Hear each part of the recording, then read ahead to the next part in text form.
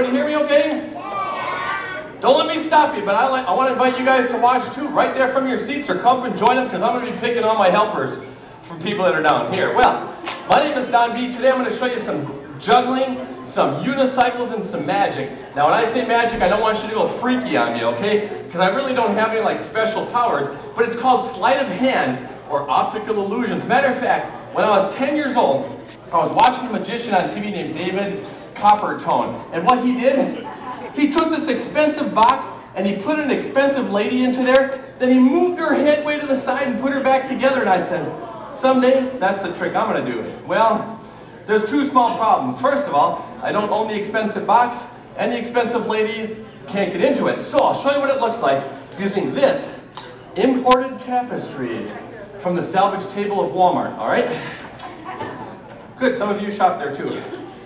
Now, it's not much, but make sure you can see my head. Make sure you can see my feet. It kind of goes like this. Ready? Then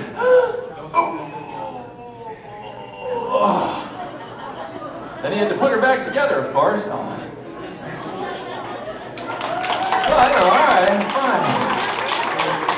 I realize it's not much, but now you know what you're up against. You know what I'm going to do?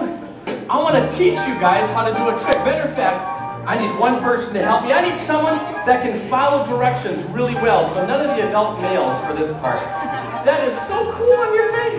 You know, I'm going to use a girl for this part, because I have a great part coming up for a boy. Would you like to come and help me this time? Give her a big hand if you would. You know, why don't you stand on a table carefully? Well, why don't you stand up on it, then they can see you really well, all right? And what is your first name?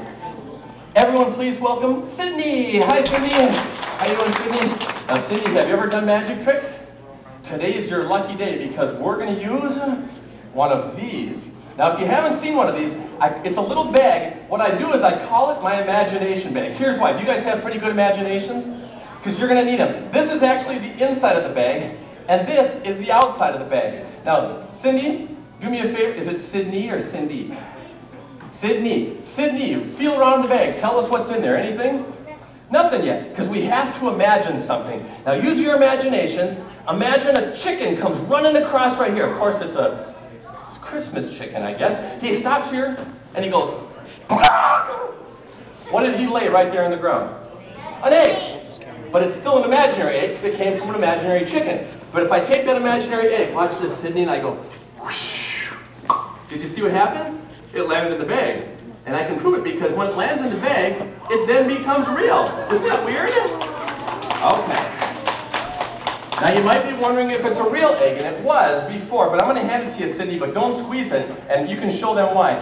Show them this little hole on the end here. I poke a hole in both ends, and then I just go, and all the boogers go shooting right out into the sink, and we're just going to use the Christmas egg shell, all right?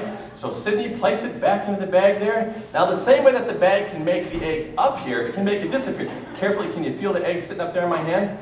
Now, I'm going to try and make it disappear for you. Would that be kind of cool? Now, do you know what his name is? Oh, I guess there's nobody over there. I'll see if we can make it disappear. Ready? Just like that. Done. Quick as a wink. Pretty amazing, huh? What? Okay, wait a minute. If you know how